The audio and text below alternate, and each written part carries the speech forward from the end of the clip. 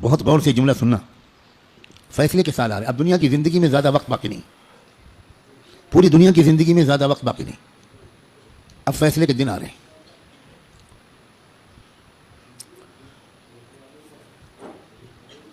پہلے جیسا اب زمانہ نہیں ہے. ایک ایک دن جو گزر رہا ہے یہ فیصلے کے دن سے ہمیں قریب کر رہا ہے.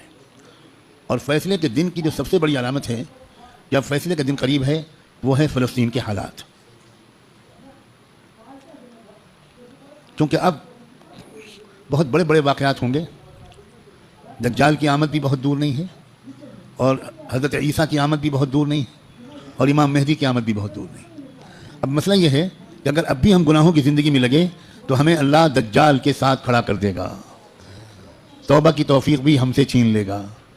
حضرت امام مہدی کے دشمنوں کے لشکر میں ہم کھڑے ہوں گے. اب یہ دیکھو, یہ وہ وقت ہے, کچھ پتہ نہیں کس وقت اگلا قدم ہو جائے.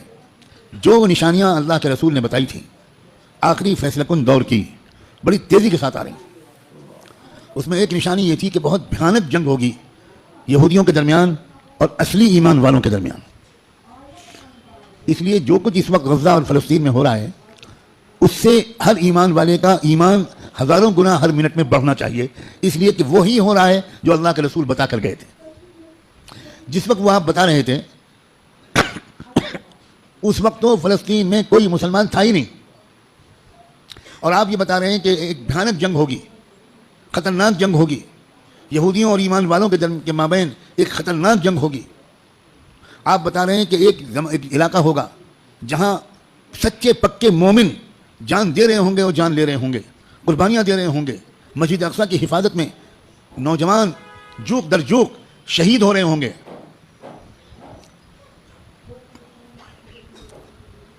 اور اللہ وہاں کے مجاہدوں سے سب سے زیادہ خوش ہوگا. اصلی ایمان والے وہیں پر ہوں گے. یہاں تک کہ جب صحابہ نے پوچھا کہ یہ لوگ جن کے بارے میں آپ کہہ رہے ہیں سچے پکے مومن, یہ کہاں ہوں گے؟ آپ نے فرمایا یہ بیت المقدس اور اس کے چاروں طرف ہوں گے, مسجد اقصیٰ اور اس کے چاروں طرف ہوں گے.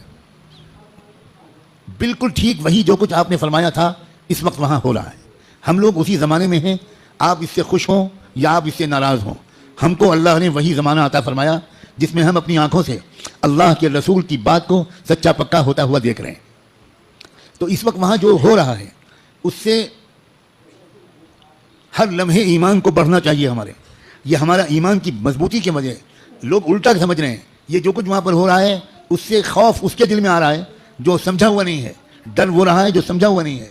لیکن جو سمجھا ہوا ہے قرآن و حدیث کو, اللہ کے رسول کی باتوں کو, وہ یہ کہہ رہا ہے کہ یہی تو وہ فرمایا تھا اللہ کے رسول نے, جو ہو رہا ہے وہی ہو رہا ہے جو اللہ کے رسول فرما کر گئے تھے. اس کا مطلب یہ ہے کہ آپ کی نبوت برحق ہے, آپ سچے رسول ہیں. آپ نے اس وقت یہ فرمایا تھا جب اس کے کوئی آثار نہیں تھے.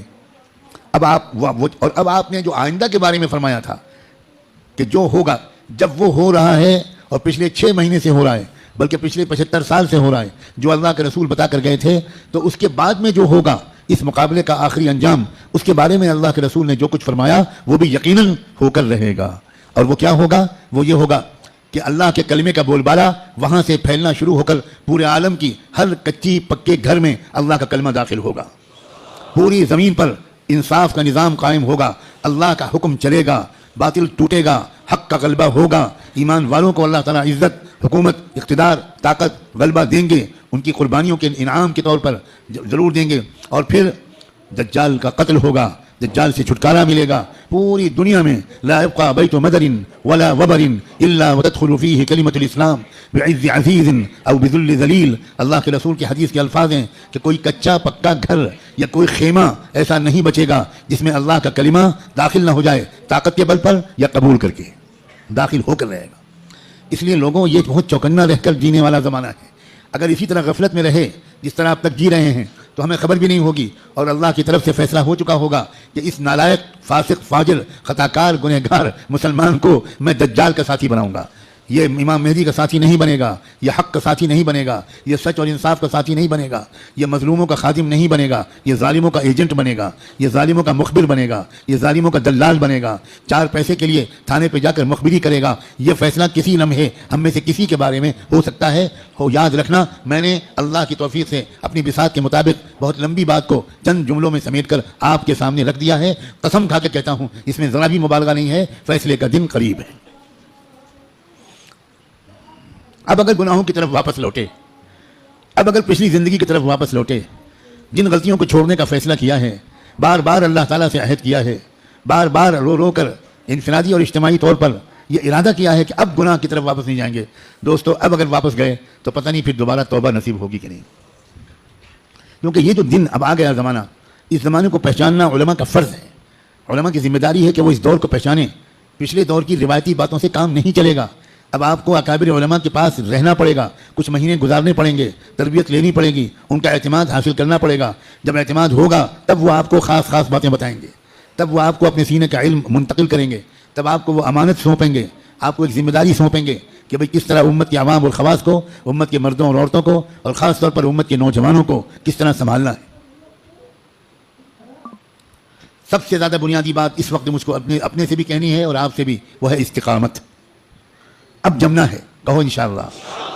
اب تقوی پر جمنا ہے، اب اللہ کی اطاعت پر جمنا ہے، اب گناہوں سے دور رہنا ہے، اور جیسے کوئی غلطی ہو جائے سب کام چھوڑ کے اللہ سے معافی مانگنی، دیر نہیں کرنی، کیونکہ پل پل یہ خطرہ ہے۔ جو واقعی زمانے کے تقاضوں سے واقف لوگ ہیں، وہ ہر وقت ان کا دل اس وقت فلسطین کی طرف لگا رہتا ہے، اور اس لیے کہ وہ بار بار تازہ ترین وہاں کی خبریں جاننا چاہتے ہیں کہ کہیں دجال آ تو نہیں گیا، کہیں کوئی ایسا دعویٰ تو نہیں ہو گیا۔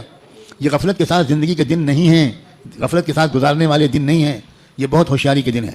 اور یہ بھی یاد رکھنا، الٹے سیدھے مقلدوں اور مولویوں، الٹے سیدھے جو اپنے آپ کو عالم کہتے ہیں اور ہیں وہ جاہل، ان کی باتوں کے چکر میں مت آنا۔ وہ طرح طرح کی باتیں تم کو بتا کر تم کو غلط راستے پر لے جائیں گے۔ جو سچے پکے اکابرین ہیں، بڑے بڑے بزرگوں کی صحبت یافتہ، قرآن مجید کے مفسر، قرآن کو گہرائی سے سمجھنے والے، اللہ کے رسول کی منشا کو سمجھنے والے، پوری زندگی کے 24 گھنٹے اللہ کے دین کی خدمت میں گزارنے والے، جن پر وقت سارے بزرگوں نے اعتماد کا اظہار کیا، ان کی بات ماننا ہے۔ ورنہ سوشل میڈیا پہ جاؤ تو 50 انجینئر ملیں گے، اور 50 ڈاکٹر ملیں گے، اور 50 طرح طرح کے لوگ ملیں گے جو اسلامی پروگرام چلا رہے ہیں۔ ہمارے نوجوانوں کو نہیں معلوم کہ اسلام کی ویب سائٹس کے نام سے جو ویب سائٹس چل رہی ہیں، اس میں سے تقریباً 70% یہودیوں کی ویب سائٹس ہیں، اور باقی قادیانیوں کی ویب سائٹس ہیں، کچھ ہمارے ملک کے ہندوؤں کی ویب سائٹس ہیں جو اسلام کے نام پر چل رہی ہیں، اور اس میں قرآن کا درس ہوتا ہے، احادیث کا درس ہوتا ہے، مسئلے بتائے جاتے ہیں، اور ہمارے نوجوان وہ بیچارے بجائے علماء سے جڑنے کے وہ سوشل میڈیا سے مسئلے معلوم کرتے ہیں۔ ابھی مجھ سے چند دن پہلے یہیں کسی نوجوان نے پوچھا کہ ہمیں بعض مسئلے معلوم کرنے پڑتے ہیں تو ہم سوشل میڈیا پر جاتے ہیں، وہاں پریشان یہ ہوتے ہیں کہ الگ الگ سائٹ سے الگ الگ جواب ملتے ہیں۔ میں نے ان سے پوچھا کہ جب آپ بیمار پڑتے ہو تو سوشل میڈیا پر جا کر علاج کراتے ہو؟ آپ کو کینسر ہو جائے تو آپ فوراً سوشل میڈیا کی سائٹ کھولو کہ ٹریٹمنٹ آف کینسر، اور علاج شروع کرو، تو اتنا ضرور فائدہ ہوگا اس علاج سے کہ اگر وہ علاج نہ کراتے تو 1-2 سال گھر والوں کو تیمارداری کرنی پڑتی۔ سوشل میڈیا کے علاج سے انشاءاللہ بہت جلدی گھر والوں کی پریشانی دور ہو جائے گی۔